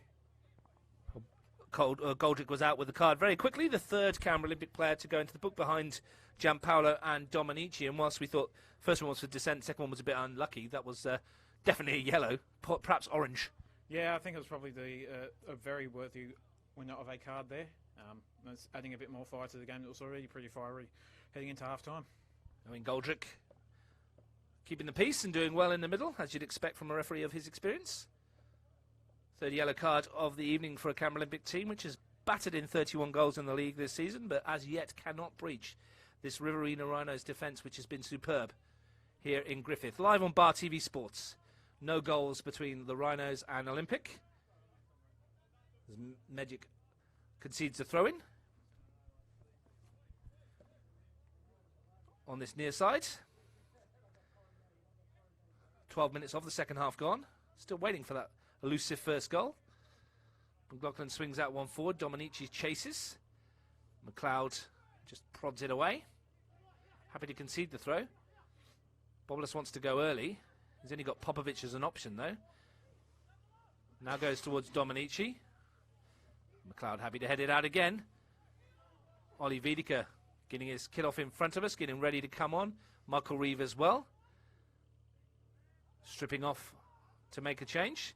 Here's Popovic in the penalty area, surrounded by shirts, comes out for Colbertaldo, finds John, who's in a lot of space on the wing, and he tries to swing that in, and Vitucci gets a block, and it should go for another corner unless it's kept in. It isn't. It is a corner. Going to see a double change very shortly for Canberra Olympic, but they're up in the ante. Yeah, well, they must really want to get the win, I guess. To jump over your nearest rivals would be a great bonus for them, and they probably know that by now going at half-time that a win would put them on top. Probably didn't expect Tigers FC to get it up today, even though Tigers have been on a resurgent run of form. A poor start to the season, but they're actually probably the form side in the competition at the moment, the Tigers. Bagging the wins, win after win, based on the back of most of the goals from Nicolas Vigefanier. Here's McLaughlin for Olympic, swinging it into the penalty area. Again, it's headed clear. It falls out for McLaughlin, who strikes it, but that's not on target. And wide for another goal kick. We're going to see these two changes. We're going to see Ollie Wiedeke and Michael Reeve, both very pacey players and both very direct. Yeah, I can imagine they'll probably test out the tiring central defensive combination now. They'll be looking to hit them on the counter and take advantage of their pace. Be interesting to see what Frank Kacher does in terms of who he brings off. At the moment, Gabriel Abdullah, I think, will be delighted with what he's seeing from his team against one of the top sides in Canberra. Here's Junalainen. 3 shirts around him straight away. Has to go back to Bailey. And Biondo always giving it straight to Popovic. Real chance this for Canberra Olympic. It's Nick Popovic. Tries to chip the keeper. And it's into the back of the net, is it? Or just over the crossbar, in fact. It looked like it had dropped in from this angle. And it scraped the crossbar. And Kelly Biondo gets off with one. Yeah, no, the trick of the old advertising hoarding posing is the back of the net. Fooled you, I think, a bit there, Russ. But no, just over the top. And the keeper, what a let-off for him. He's mistake. He's done to make some good saves, but that one there just shuffled that pass out straight to Popovic, and I thought he was going to finish. Yeah, no, they won't be making the highlight reel for him later on tonight. They probably got really lucky there to be caught so far off his line, and for that ball not to end up in the back of the net, he'll be very grateful of that. It rippled the back of the net, didn't it, as it hit the advertising hoarding, and from this angle it looked like it may have just dropped in, but let's say the keeper had it covered. Give him the benefit of the doubt. Yeah, we'll go with that one, I think, Russ. Here's Priest, gets a footing, free kick, awarded against Magic. Interestingly, whether or not that may have been Popovic's last opportunity if he's going to make way, I'm not sure who he's going to take off. It's really difficult to say, isn't it? It is. All the Canberra Olympic forwards have been working really hard, and I'm just noticing in front of us right now, Mitch Bajante has been stripped off, so he might be coming on very shortly for the Rhinos. Well, they feel that maybe they can nick something and get 3 points from this one. You mentioned that he scored a bag full of goals in the local comp, and he's got one in the NPL. The last goal, in fact, that the Rhinos did score in the NPL, in the 73rd minute against the Panthers in round 13. This free kick from Bailey, swung into the penalty area, headed clear by Bobolas. Rattel's in there, and it's just volleyed clear by McLaughlin up towards Dominici, who's beaten in the air by Bailey. It's going to come straight back, though, and Gianpaolo looks to chip it over the top towards Popovic, and that's too far ahead. And Biondo comfortably catches. Yeah, it would have been interesting into the loss as well, trying to catch Biondo out, but he had that covered pretty easily, I'd imagine. Gianpaolo had a good first half, but he's kind of faded out of it a bit in the second half. Yeah, I wonder if he might be the one to come off for one of the two substitutes. Probably not far wrong. We'll find out very shortly. In fact, I'm sure we'll find out right now. In fact, we won't, because Owen Goldrick hasn't seen it, and we'll carry on and play with the Rhinos pressurising Olympic in the far corner. The gloomiest part of the field. Here is the changes. We're going to see a couple of them still screaming for the substitutions. And it's going to be Nick Popovic coming off for Ollie Vidica. So that was Popovic's last involvement, a good opportunity. And here's Dom Gianpaolo, who's coming off as well for Michael Reeve, as well as you suggested.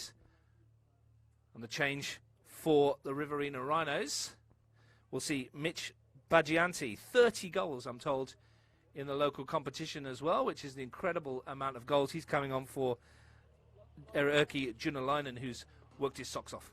Yeah, and I think 10 of those goals came in one match, so he's got some good scoring form behind him. 10 in one match? 10 in one match. Well, there you go.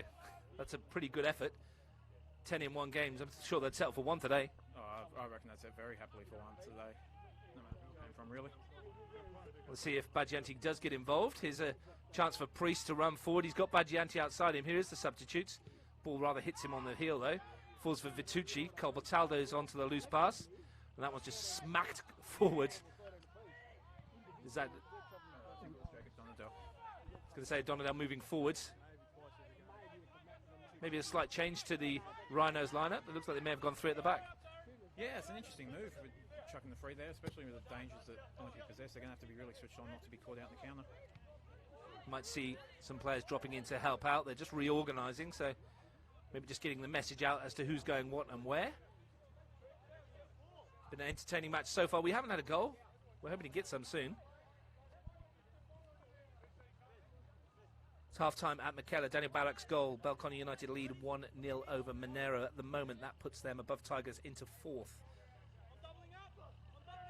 Keep you up to date with that one in the second half before we go off air here this evening. Here's Dominici. We've played 18 minutes of the second half here at the Solomad Stadium, formerly E.W. Moore Oval in Griffith. Floodlights are on. Nippy evening out there. Doesn't feel as cold as it was in Canberra, though. No, I can imagine you boys it's probably a nice winter's day for you being in Griffith in temperatures like this. Fairly balmy for us at the moment. Chance for Vidica, the first opportunity we've seen him to get forward and use his pace, and then trickery out wide. Here's John into the penalty area, and down goes a player in the box. There's no penalty there, very soft. I think his feet gave away from him, Vidica, rather than anything else. Bagianti going to battle away. And Olympic can bring it to this near side. Magic plays it off of Santolin, I think that is, who made the run. He's going to get it back here. As in fact, it's Bagianti, my apologies. Off he goes, running at the defence. Mitch Bagianti, and he's giving it away to Colbertaldo. Bobolas is there, and he's beaten to it by Santolin. Bagianti, and his touch lets him down as well. Just a final ball from both teams at the moment. Yeah, I think it's the Rhinos curse hitting them again a bit. The final pass and the final third is not really coming together for him too much at the minute. Reeve went in to get that, but Priest beat him to it, and all he's done is knock it down the wing towards Michael John, who couldn't keep it in. Coming up to 25 minutes to go. Is there going to be a breakthrough? Where's it going to come from, Liam? Well, I'd have to think Olympic are probably the ones more likely to score, and it looks like they've pushed John into a more forward position, so I guess that's where they're probably going to be targeting. He's got 10 goals this season. It would be useful for him if he could get an 11th. Probably useful for his club as well. Here he is in the penalty area. Back towards Tim Bobolas. Swings it in towards Vidica. Not the tallest. I'm not going to get on the end of that. Priest sends it forward looking for Batocchio. He's been deeper this half than we saw him in the first half. Yeah, I think the introduction of Bajanti means that with Eric coming off, Priest will probably push back more into the midfielder role now. Here's Vitucci. Spreads it to this near side to Santolin. It's been neat and tidy. Looks to send the runner forward, and it was looking for Vitucci, who went for the world's longest 1-2 there. Yeah, it wasn't a bad idea really from the Rhinos. Vitucci was in behind, he just couldn't get past that last Olympic defender. Rattel finds the midfielder again, who sweeps it towards the far post. Should be meat and drink for Mason Interlandi, and it is. The tall goalkeeper, it's Colbertaldo. Looks to run away from Priest. Finds Dominici. Now he decides to dribble forwards. He's got Tim Bobolas out on this near side. Bailey, though, is tracking back superbly and wins the battle once again, concedes the throw. I'll be interested to see how many battles he has won out there today. He's been pretty good out there for the Rhinos. Probably one of the best on the field for him, really. Olympic like to get Bobolas in on the overlap, and they haven't been able to because Darren Bailey has been very solid at left fullback. They need to be solid for another 20 minutes or so if they're going to get a point out of this, if not more. Here's John spinning in the penalty area, tries to cut it back, hooked away, nodded forward, a slight touch by Rattel, but McLaughlin has it. Now he gives it away. Good foot in by Santolin. Happy to concede the throw. Magic wants to get on with it. Finds Bobolas. McLaughlin. Bobolas once more. Now McLaughlin again. Good build up this from Olympic. Dominici looks to roll his marker in the penalty area, fires it across, it's deflected. And there's Biondo again. Yeah, that last little deflection off the Rhinos defender probably had him a bit worried, but he managed to get hold of the ball there in the end. He's done well, the goalkeeper. Fires this one out up front straight away towards Bagianti, but he is knocked off the ball rather too easily by Magic. Now he'll look for Dominici, but he's got that all wrong. And Frank Keisha rather exasperated. Yeah, you can see the Canberra Olympic coach getting a bit frustrated there on the sideline. His side aren't quite finding the touch they need. Looking for a way to win this game and go top of the MPL following Canberra FC's defeat earlier this afternoon. But frustrated, and the Rhinos will feel they've done enough at the moment to at least earn a point. Vitucci. Stabbed forward by Rattel. Calabria sends it back. Reeve flicks it on. John tries to bring it under his spell, but Priest is in there, battling away as you'd expect from the skipper. Dominici finds Colbertaldo. Vidica to his left. Colbertaldo looks to line up one, and then look to the slide Reeve in. And away come Rhinos. Batocchio's touch find Rattel, and now here's Santolin looking to send it forward. And tired looking ball from Luke Santolin, picked off by Magic. And Colbertaldo, you can think, you mentioned it earlier on, Liam, as they struggled with numbers this season, and they have conceded late on numerous occasions as tiredness sets in. See if it comes in just a moment as Dominici cuts inside. Stephen Dominici still going towards goal, shoots, and straight down the throat of Biondo. Yeah, another comfortable save for Biondo. They haven't really been able to test him too much in the second half, and that's probably why Olympic are still, because they have created the better chances, probably why the scoreline's still level. And they've done well to keep it level. Can they find something at the other end? Vitucci in midfield concedes a free kick. And Olympic looking for a way through. They'll go short to Magic. Thinks of an ambitious one from distance. In fact, tries one as well. That would have been superb if he'd just connected from there. Yeah, I think he was trying to see if he'd get a slight deflection off John, who was in front of him, but didn't quite come to fruition. Had eyes for glory and goal of the season there, did Nathan Magic. Nicely done by Batocchio. Donadell looks to find Bagianti, but he's not going to get on the end of that one. Interlandi's there. 20 minutes to go here. at the Solar Mad Stadium. No goals between the Rhinos and Olympic. Dominici chasing after this. He's going to get there, is he? No, that's good piece of defending at the back by Pandolfo. He's showing just why Gabriel Abdullah was keen to sign him in the window. Yeah, no, he's showing his expertise in the back line. He's been playing there for most of his career, so and it's really shown tonight why Gabriel wanted him so badly. Certainly kept two of the league's better strikers quiet. Have they got something at this end? Priest, chance here for Batocchio. Can he get away? The great sliding tackle, but it's come from Priest again towards the far post, and the flag goes up against Baggianti. Half a chance there. Yeah, no, the runners were in there for a second, it looked like, but Priest just found Baggianti in an offside position. Prior to that, I think it was Nick Bobolas rather sliding across to stop Priest when he looked like he was going to have a shot. Yeah, no, it looked like the runners were actually going to get in really well then, but Batocchio kind of stumbled on his first touch a little bit, and that kind of let the Olympic defenders back in. It's going to be a chance for them if Olympic keep pushing, looking for this winner, that the Rhinos might nick one on the break. It's been fairly one-way traffic in the second half in terms of possession, but the Rhinos have looked dangerous on the break when they've got the ball, and this man in particular, Rotel, he could create something out of nothing for them. At the moment he's been robbed by Colbertaldo, and here's a chance for Olympic with Dominici. Prods it past his man and goes for the push and run himself, but Caleb Biondo, who's done exceptionally well as a young goalkeeper, reads that one as well. Yeah, McLeod and Donadel came together really well to shield the run of the Canberra Olympic striker, which allowed Biondo to get the ball. Are we going to get a goal? We might not. Chance for Baggianti. He's looked lively since he's come on. That befits a man who's been banging them in locally. Magic wins a header. Tim Bobolas helps it round the corner towards McLaughlin. He finds Colbertaldo. The spin and turn. He's got a runner ahead of him. He's got Dominici through the middle. Now Oli Wiedeke in acres of space on the left-hand side. Donadel goes out to shut down his angles.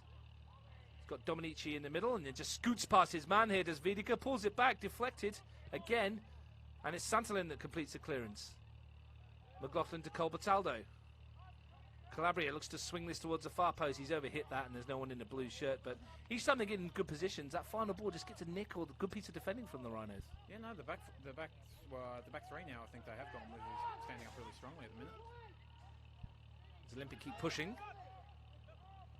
Rattel, nicely done looking for Priest, but Colbertaldo's been there. It's been a good battle all afternoon, those two. Here's John, steps away from Bailey, now finds Dominici. Real chance for Stephen Dominici from the angle, and he finds the side netting. Chance there for the forward, who's been in good form lately. 3 goals since his return, but didn't test the keeper. Yeah, no, the Rhinos need to be careful there. They got caught out with no left back, and that was how he managed to get in behind the defence. Luckily for them, the shot wasn't on target.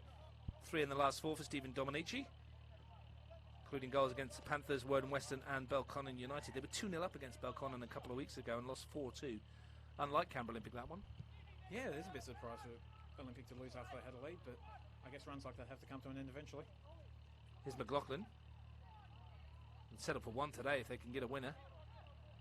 Here's McLaughlin back to Calabria, whose last effort across wasn't great. What can he do this time? It's a better ball. Foot was in by McLeod, and it's going to be caught by Biondo. No hint of a back pass there. The keeper happy to send this as far as he can up front. Baggianti will challenge. Colbertaldo picks up the loose pieces, and I wouldn't say the Rhinos getting tired, but it seems to be Olympic. They're picking up every second ball at the moment. Here's Bobolas. Back to Colbertaldo. Looks for Calabria.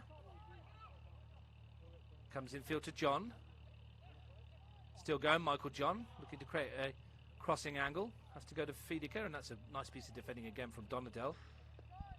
Yeah, it was good for the defender to keep his feet. He had trouble with that last week against Canberra FC, where he dived in a few too many times. But it was good to see him stay on his feet that time. Here they come again, though. Wiedeke looking for a free kick, and they're going to get one. And it's a chance for Magic and Nick Bobolas to come forward, and this is a good opportunity. Yeah, it could be a good opportunity just to score from the set piece, whether or not they try and flick one at the far post. But the Rhinos have been strong clearing headers, so I'd still tip the Rhinos to get away with this one. Gabriel Abdullah will be hoping that they stand strong yet again on this free kick. Chance for Olympic as we enter the last 15 minutes or so of this match. Critical stage of the season for those chasing top 4 spots and those chasing the championship title. and the #1 seeding heading into the finals. McLaughlin hands on hip, ready to take this free kick. Then he left Reeve and Vidica back. McLaughlin swings it towards the far post. It's deep. One in the air, and that's a free kick. It should be. In fact, no, says Goldrick. Colbertaldo. Magic. It's a fairly hefty challenge from Magic. As well. Ball in. Flick towards the far post. It's a chance for Bobulus to send it back towards the goal, and it's a bit of a scramble in the area. And in the end, the Rhinos clear it. That would have been a controversial moment. Here's Dominici. Looking to slide in John, but Biondo should get there first. Yeah, no, I can't imagine the Rhinos would have been too happy if Olympic had a score from that, given that one of their main defenders was down at the time. Yeah, Magic looked to play a lot more man than ball on that occasion. That one swung forward looking for Patocchio. And then miss at the back, and here's a chance. Nathan Patocchio. Can he create the moment? Here's Patocchio, but he's blazed it over the crossbar. The first real clear-cut chance that the Rhinos have had in the second half, and Nathan Patocchio has blasted it over the crossbar. Yeah, no, that's unfortunate for the Rhinos. Probably the best chance they could get this game, and he just was unable to control his shot when at the vital moment. He got in behind over an error from Nick Bobulus, and his heart would have been in the mouth there. We're going to see a change here. It's Cody Pete that's coming on. What do you know about Cody? Well, it looks like he's coming on to replace Sandlin, who picked up a knock in that aerial contest at the set piece from Canberra Olympic. So whether or not it's an injury or was it decision that was made earlier in the game, stands to be seen. Sandlin doesn't look too happy about being taken off though. He looks a bit dazed. Will Pete slot into that same position? I would imagine so. And Cody Pete, the second change from the Rhinos, who will be bemoaning their luck. That was a great chance for Patocchio to strike for the first time this season. Got enough power on it, but didn't have the accuracy. Vidica flicks it on towards John, but it's a warning sign and probably maybe a wake-up call if Olympic needed one for the final 15. Yeah, I think that will alert their defence to the dangers that Patocchio possesses, and it looks like Pete's slipped in at right back and pushed Jacob Donadell up into the midfield.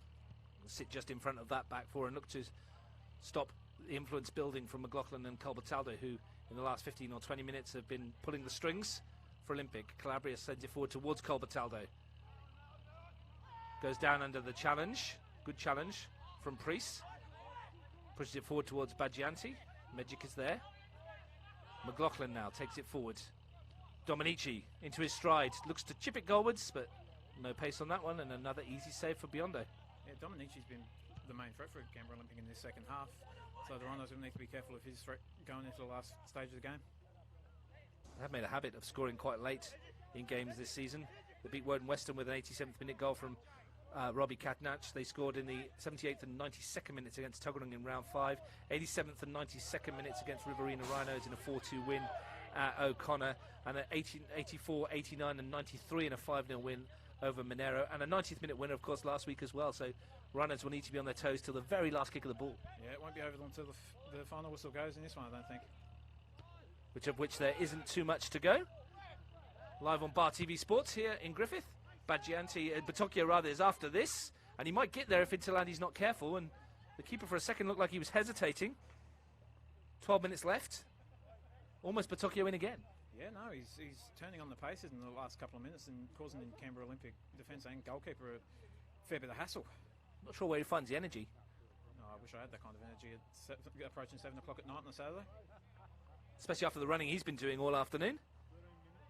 We can't really tell because we're in this box here, but maybe the temperature's dropped and he's just keeping warm. Yeah, well, knowing Canberra nights, they do tend to get a bit cold, so that could be the case.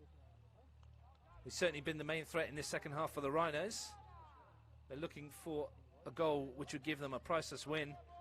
Very important win for them as well.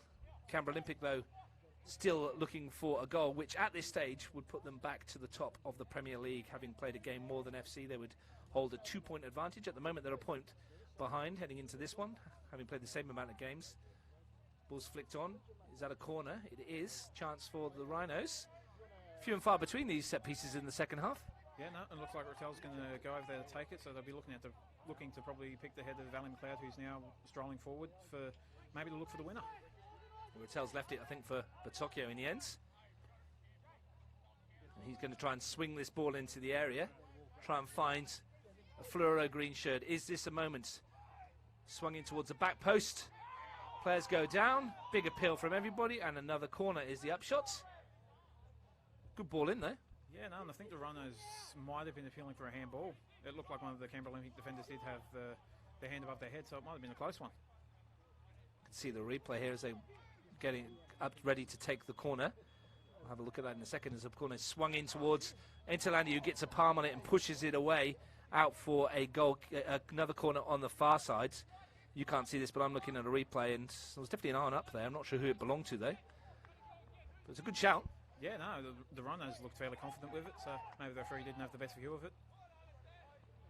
No go anyway. It was one of those ones that was a bit of a 50-50. Third corner in quick succession for the Rhinos. Building a little bit of head of steam themselves. Players go down, it bounces around. I think it was, maybe it was Badjanti who was trying the acrobatics.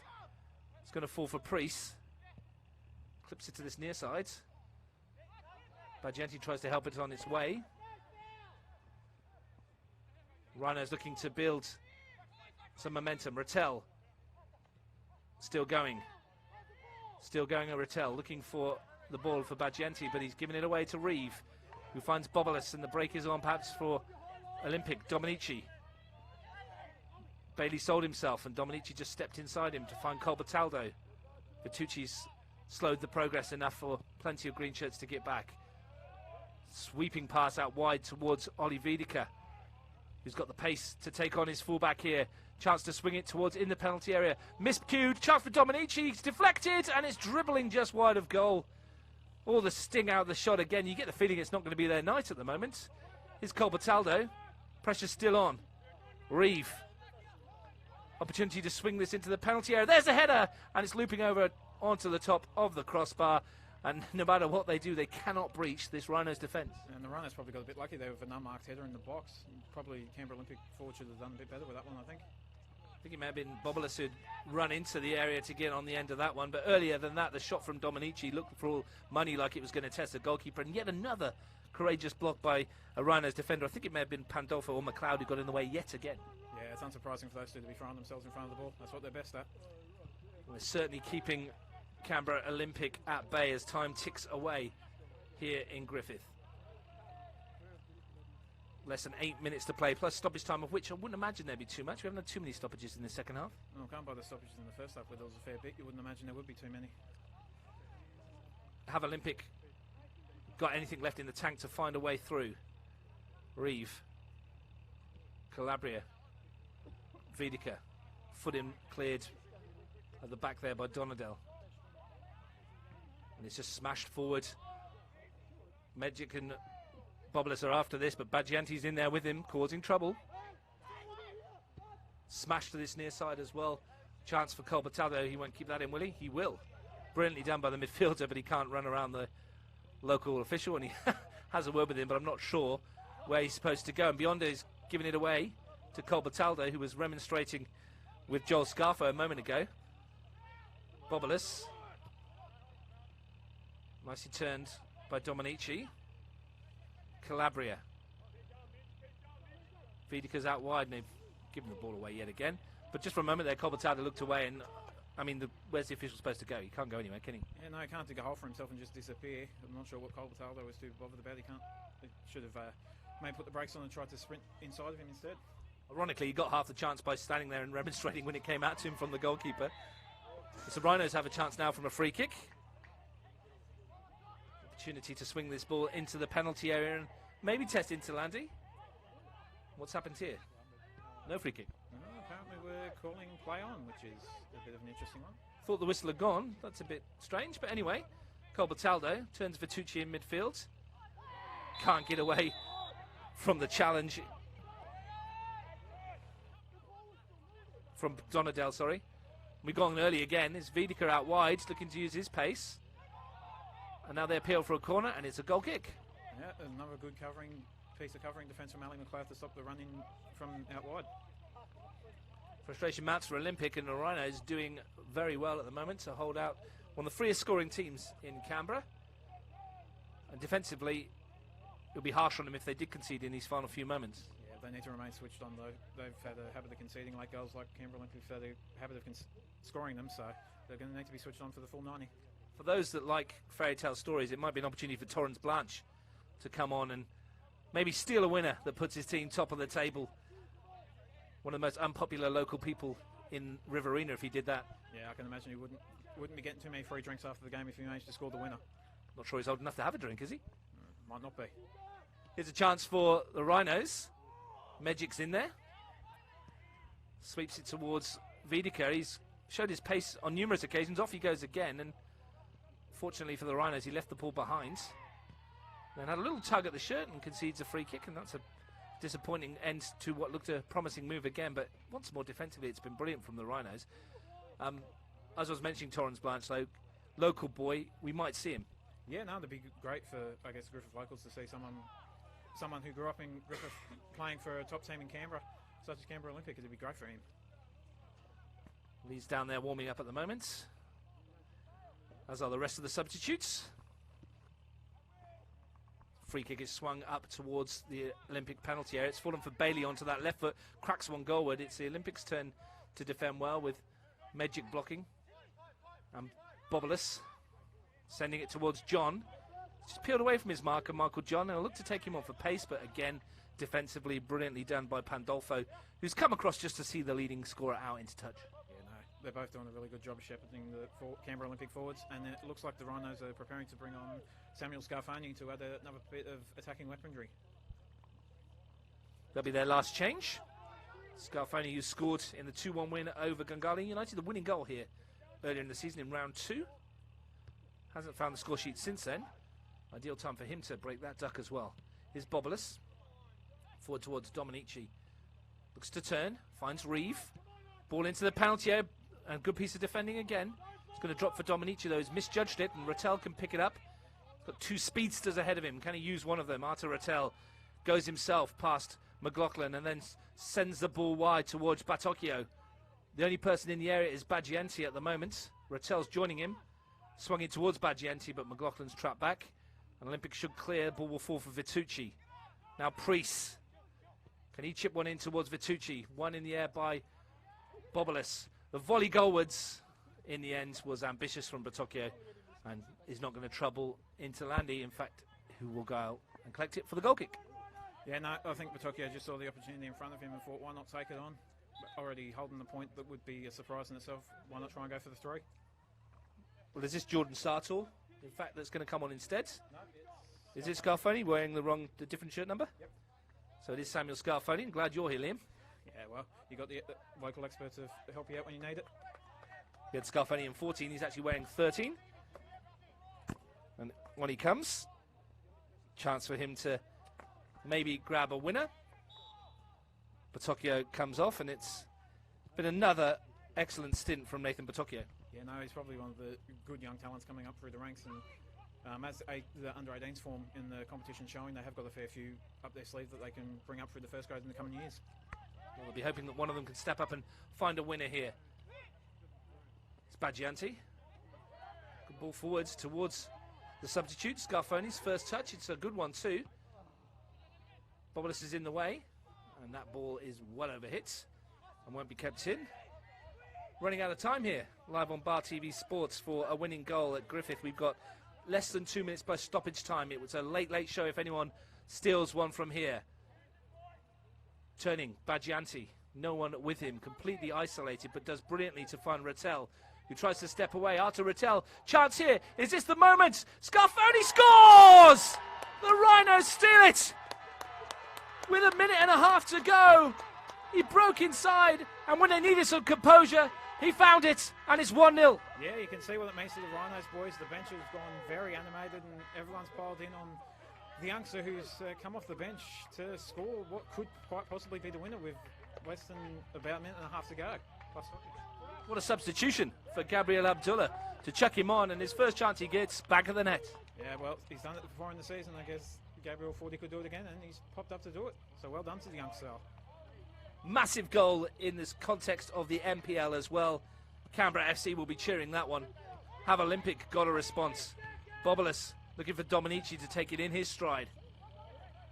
Priest just sends this one up the field. It doesn't matter where it goes right about now for the Rhinos. Magic looks to sweep it forward towards Michael John, who's peeled away. Calabria's with him, but that's a good challenge. And it will be a throw into the Rhinos. Slightly against the runner play, but you can't say that they've not deserved something from this game. Well, with the defensive effort they put in, they really probably deserve to get something out of the game. And young Scarfani's popped up to provide what could provide to be quite an upset, really, in the grand scheme of things. Olympic have had the better chances, but they've missed them. The Rhinos have had the one good chance, and they've scored it. Samuel Scarfoni with a minute to play. We're into stoppage time. The ball towards Dominici. Vidica's in there as well. Colbertaldo is penalised. Well, he's not penalised. He wins a free kick. Thought it was possibly a foul by him on Baggianti, but he's won the free kick. Yeah, it's been an interesting one there. It seemed like he just ran into the back of Baggianti, but apparently the referee saw it the other way. He's given the free kick to Canberra Olympic. And a last chance, perhaps, for them to throw plenty of bodies into the penalty area. In fact, I think every single player in a blue shirt is in front of the ball at the moment. Frank Casio won't mind if he sends everybody in there. We've played 40 seconds of stoppage time. McLaughlin is going to take this. As I said, the furthest player back is level with the ball. So everybody in an Olympic shirt in towards a penalty. It's not a good one from McLaughlin. In fact, it's probably the worst one he's done all season. And Frank Casio turns away in disgust, and there's a chance on the break here.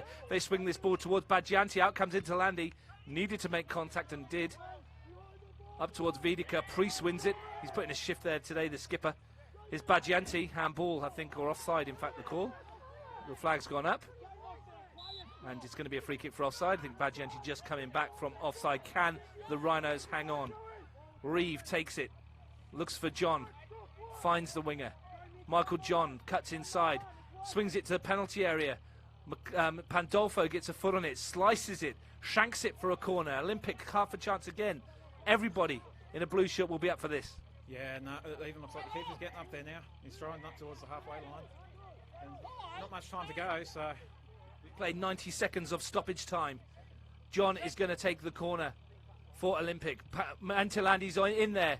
It almost fell for him. Baggianti just smashes it clear up towards halfway. There's nobody in the nets for Olympic. McLaughlin picks it up. He'll send it straight back into the penalty area. Everybody stayed up. The good header clear. Finds Colbertaldo. He finds Reeve. Magic outside him. Can the centre-back deliver? Magic cuts inside. Finds Reeve. Is caught late. Reeve swings it into the penalty area. Another good piece of defending. It's a free kick. And a yellow card for a late challenge on Nathan Magic by Baggianti. Still not over. No, Canberra Olympic are again throwing everything forward, and the Rhinos might have just given them a chance they needed to get back into the game. It was a late challenge by Baggianti on Magic, who sold him with a little dummy. Once again, Interlandi's up there, the big keeper. He's standing on the toes of his opposite number. Only McLaughlin back towards halfway. Michael Reeve, this has surely got to be the last chance as we enter about the 3rd minute of stoppage time for Canberra Olympic to rescue what would be a crucial point here at the Solomad Stadium. Michael Reeve, entrusted with the dead ball opportunity. What can he do? He swings it towards the far post. It's a deep one, and there's only shirts there. It's Vitucci who wins it. Swung straight back into the area. Scooped into the air again. It's another corner. Priest was the man who got behind that one. Yeah, I can't imagine what the heart rate looks like on the Rhinos coach, Gabriel Dello, at the moment, but I can imagine he's probably riding every kick at the minute. This would have to go up there as one of the greatest results in the Rhinos' short period of time in the NPL, should they hang on. They are hanging on at the moment. Swung in, plenty of bodies. Interlandi was in there. It's going to fall for John. He'll send it back out to McLaughlin. Has he got the quality to deliver? Swings it towards the big keeper who's up. It's headed goalwards and it's volleyed clear. Almost off the line, and the final whistle goes, and you can see the joy for the Riverina Rhinos. It's a massive, massive win for them. It's a massive, massive result in the scheme of the NPL. You can hear the cheers from Canberra, Deakin as well, I think, from Deakin Stadium. Canberra FC beaten today, but so have been Canberra Olympic, the top two beaten. And as I just alluded to, Liam, possibly the best result that the Riverina Rhinos have had in the NPL. This would have to be, it would be the greatest win they've had in the club's short history, I would imagine. Upsetting one of the biggest clubs in Canberra at home, I can't imagine anything that would be better for them at the minute. Gabriel Abdullah's team decimated by players injured and unavailable today. They rode their luck at times. They defended titanically. And when they had their one chance, they took it. And they took it with a plum. The substitute, he'd only been on the field 30 seconds. Yeah, no, it's well done to Scarfoni. And really, I think the man of the match has to be joint to Pandolfo and McLeod, really. Defensively, they've been absolutely astounding, those two. It's been a game in which we said Olympic had chances. They had early chances, never really clear-cut ones, those. And big shout-out to young goalkeeper Caleb Biondo, who's done a great job today. Yeah, no, he really did. Any opportunity that Canberra Olympic had in the second half, he was able to stop from front and the back of the net, so he was also outstanding today. Great job by you, Liam. Thank you very much for your company today in the box here at the Solar Mad Stadium. Hopefully we'll see you again. Yeah, no, thanks for coming out, Russ, and hopefully you guys come back sooner rather than later. And a shout out to Paige, the camera lady, who's been on the camera out in the cold while we've been stuck in the relative warmth of this box. Yeah, no, it would be much better than being out there, I could imagine, and well done to her for manning the camera all night. Once again, a fantastic game of football on Bar TV Sports. You've been watching live NPL football here from the Solar Mad Stadium, where we have seen an historic result for the Riverina Rhinos. A goal close to the end of the game in the 89th minute from substitute Samuel Scarfoni was the difference between the two teams. It's a crucial result in the standings for the NPL. It sets us up very nicely for the final 3 weeks of the season. Thanks to Liam again. We hope you've all enjoyed it. It's finished here at the Solar Mad Stadium. The Riverina Rhinos 1, Canberra Olympic 0.